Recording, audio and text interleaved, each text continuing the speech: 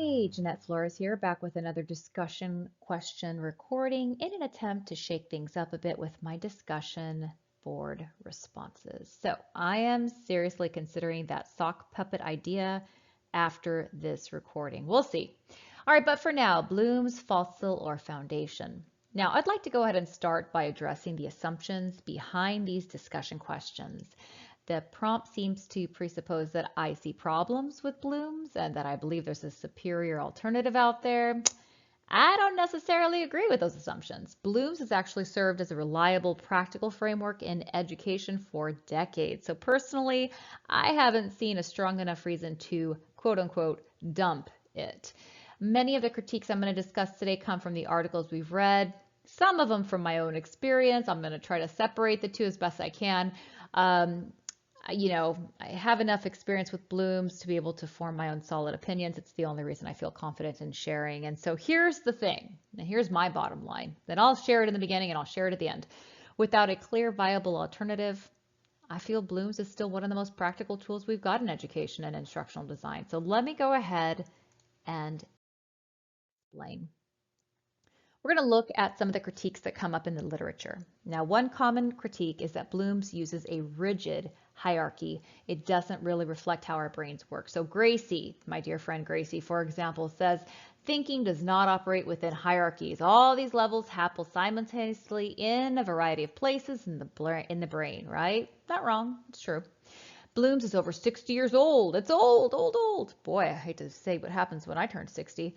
All right, so it may not align with what we now know about the brain. And Gracie even mentions there's little to no empirical research to back it up, and it doesn't address the individual needs of diverse learners. Okay. All right, Gracie. So additional critiques come from Berger. Berger says Bloom's is flawed in how it approaches complexity in learning and can limit critical thinking. And Barney adds, Bloom's is reductionist, it's oversimplified, it can make it inadequate for this deep, complex engagement with content. I'm listening, friends. I disagree, but I'm listening.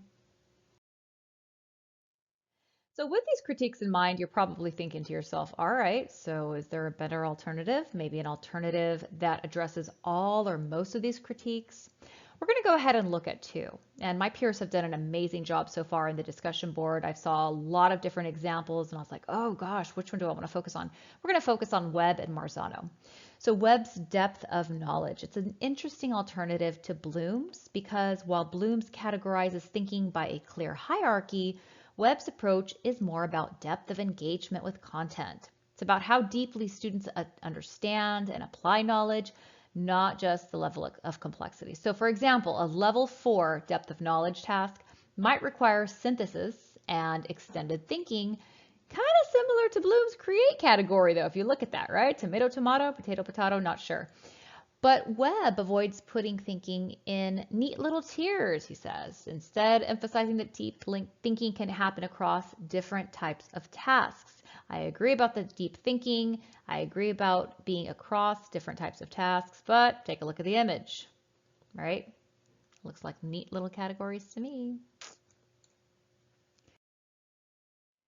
All right, so Marzano's taxonomy is one I've heard often circulated in party conversations, not popular parties, but parties nonetheless. So Marzano builds upon Bloom's, but adds more dimensions. So instead of focusing on cognitive complexity, Marzano incorporates that learner's self-regulation and emotional process. It doesn't try to rank thinking by difficulty. It's more about recognizing that different learners approach the same content in different, very unique ways. Makes sense. I'll give you that, Marzano. So Marzano focuses on this learner, right? Learner-centered strategy. So it's really critical if you think about today's classrooms, the conversation in higher ed, even in K-12. Yeah, absolutely, right? The learner is the focus. So it's more in line with the argument that Bloom's can be a little too rigid for the diverse modern learner. And Marzano really does allow for that fluid, adaptive learning environment. If I had to select, it'd probably be Marzano if I had to move away from Bloom's, but we'll see. All right, so these models, Webb and Marzano, They give us other ways to think about learning objectives. And while they address some of the issues that I do see with Bloom's, I mean, I'm not blind, they're far from perfect. They do have their own limitations. So Webb's model, for example, might not always capture the many different ways that students engage with knowledge. And Marzano, as much as I like the guy, still falls short of solving the problem of teacher-centered structures in learning. So for me, here's the thing.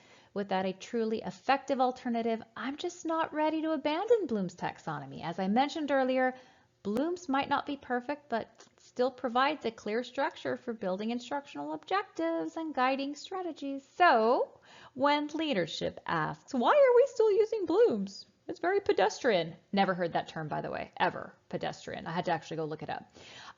It's because it still works, and it works well. So rather than abandon, adapt. Allow more fluidity between cognitive levels and incorporate social learning. You can still keep Bloom's relevant. It's up to you, right? The onus is on you at that point. You're not going to find this all-encompassing model.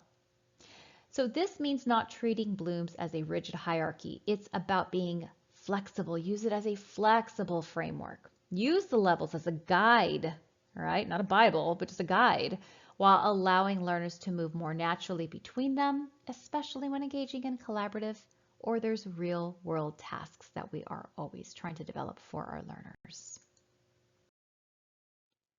So, no, Bloom's taxonomy is not perfect, but it's reliable and it's familiar for many educators. And as Roland Case said, it's a universal language. It's practical when few other usable options exist, quote unquote, from Mr. Case. So rather than discard a Bloom's, we can use it as that flexible, adaptable tool.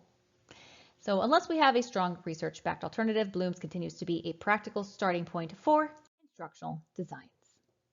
All right, as you look over my citations on the left, I just wanted to share some reflections on this discussion board response. I actually found this post to be especially rewarding for a couple of reasons. First, I didn't realize I had a strong opinion about Bloom's. I had actually no idea until I read that discussion board post. I was like, why am I mad?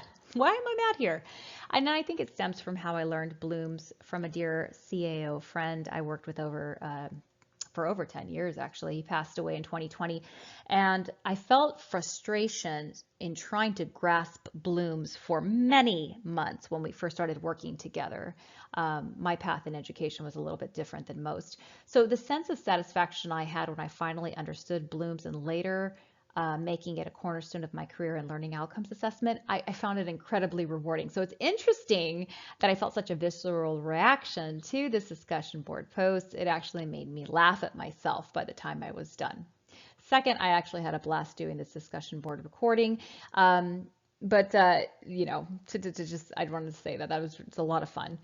Third, it's not the first time I've encountered critiques of Bloom's. I really have always felt like people were offering these critiques to be provocative, but without stopping to present a strong alternative, I was like, what's your deal? So I really never took the time to research other alternatives, and shame on me given what I just told you about my career focus. It was a true eye-opening experience to finally sit down and compare, and I mean really compare, not just breeze through a few of them. Very cool experience indeed. Can't wait to respond to my peers. Thanks for listening. That's all for tonight. And I know I've gone over it on time, so hopefully I have not bored you by the end of this presentation. Thanks so much.